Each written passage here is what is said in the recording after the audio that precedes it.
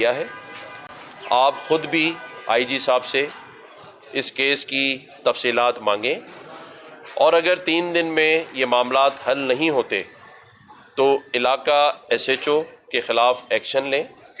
یہ action in کی ذات کے لیے نہیں ہے، یہ ایکشن اس بات کے لیے ہے کہ کسی بچے کی جان چلی گئی اور یہ واقعات تواتر سے ہو رہے ہیں.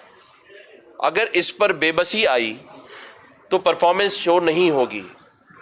ایس ایچ او صاحب سے میری بات ہوئی ہے، نیک نیت آدمی ہے، اچھے آدمی ہیں، انہوں نے مجھے ساری تفصیل بتائی ہے، لیکن مسئلہ ان کی ذات کا نہیں ہے، مسئلہ کسی کی انا کا نہیں ہے، مسئلہ اس شہر کراچی اور اس میں اٹھنے والے لاشوں کا ہے.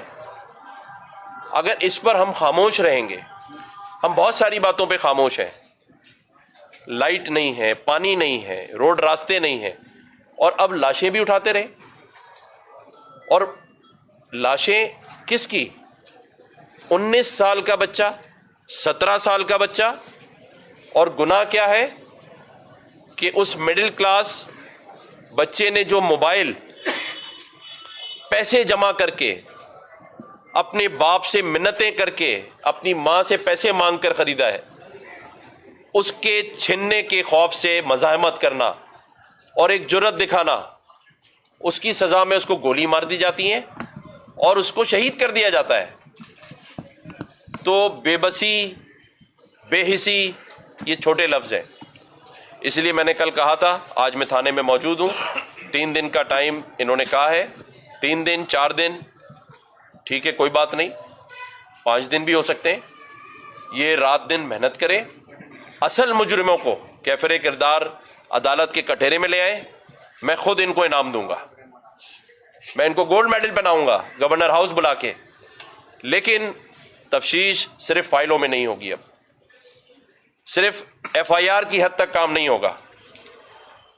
یہ اس پورے صوبے اور اس شہر کا مسئلہ ہے، ہمارے لوگوں کا مسئلہ ہے، ماں باپ کا مسئلہ ہے، آہوں کا مسئلہ ہے. اور میں سمجھتا ہوں کہ جو ماں اور باپ کی آہ اور آنسو اور ہچکیاں وہ سیدھی عرش پر جائیں گی. تو اس سے پہلے ہم اپنا قبلہ درست کر لیں. آئی جی سندھ بھی بہت نیک نیت، ایماندار، آنیسٹ آدمی ہیں. ایڈیشنل کراچی جاوید اوڈو صاحب ایک قابل افسر ہیں. میری ان دونوں سے بھی ریکویسٹ ہے کہ وہ بھی اس کیس کے اوپر توجہ دیں. ایس ایس پی صدروزئی صاحب ہیں، وہ بھی ایک قابل افسر ہیں.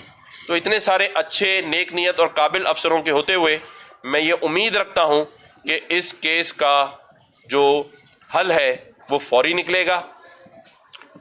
لوائقین سے میری بات ہوئی ہے، وہ ابھی تک یہاں پہ جو ڈی ایس پی صاحب ہیں، کیا نام ہے ان کا، لغاری صاحب سے مطمئن ہے اور انہوں نے تعریف کی ہے ان کی کہ وہ معاملات کر رہے ہیں. ایس پی صاحب سے بھی وہ مطمئن ہے. تو میں سمجھتا ہوں کہ اگر لوائقین مطمئن ہیں اور ایس ایچ او صاحب رات دن کام کریں گے تو اس کا رزلٹ آنا چاہیے.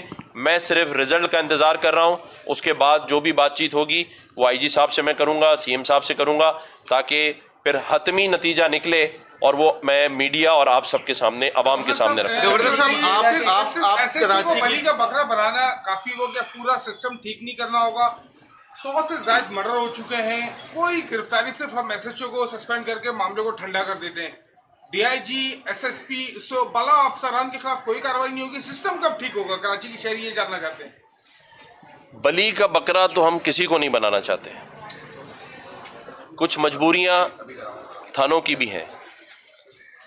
یہاں پر مجھے یہ بھی علم میں لایا گیا ہے، ہمارے ابو بکر بھائی جو ایم این اے ہیں یہاں پر، کہ ابھی کراچی میں میچ ہو رہا ہے انگلینڈ اور پاکستان کی ٹیم کا. اب جو علاقہ پولیس سیکورٹی پہ مامور ہے وہ وڈرا کر کے آپ کھیلوں کے لیے باہر ان کو ڈیوٹی پہ انجام دے رہے ہیں. تو اگر آپ کے پاس ہیں ہی 10 آدمی اور اس میں سے 5 وہاں چلے گئے ہیں ہی 2 موبائلیں اور 1 چلی گئی ہے، تو یہ بھی ہم نے سامنے رکھنا ہے. بلی کا بکرا تو بن چکا، وہ اولاد چلی گئی، اس کی قربانی ہو چکی، اس کی شہادت ہو گئی. ذمہ داری کا تعین اب ہوگا اور کھلی کچہری میں ہوگا، میڈیا کے سامنے ہوگا. جو بھی انوالو ہے، کوئی سیاست نہیں ہوگی اس پہ، کوئی کمپرومائز نہیں ہے. सब मीडिया दिखाए कौन कसूरवार है, किसका कसूर है और कौन जिम्मेदार है, ये आपको भी दिखाना है।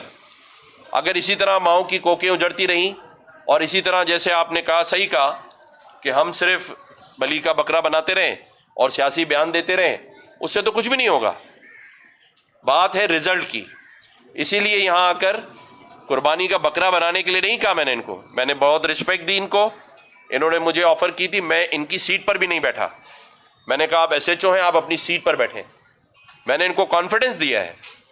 मैंने इनसे बहुत ही तहजीब से, बहुत ही इज्जत दे के SHO साहब करके बात की है, क्योंकि मैं चाहता हूं कि रिजल्ट आए, रिजल्ट नज़र आना चाहिए कि इनको टाइम मिले और ये बताएं, अपनी मजबूरियां भी बताएं, और जो ये तफ्तीश कर रहे हैं, क्योंकि वो मीडिया के सामने नहीं लाई जा सकती, इसलिए मैंने भी इनसे नहीं पूछा। मैंने इनसे सिर्फ इतना कहा है कि आपको कितना टाइम दरकार है जो आप लवाहिकीन के आंसू पूछ सकते हैं। तो इन्होंने खुद अपने मुंह से 3 से 4 दिन कहा है।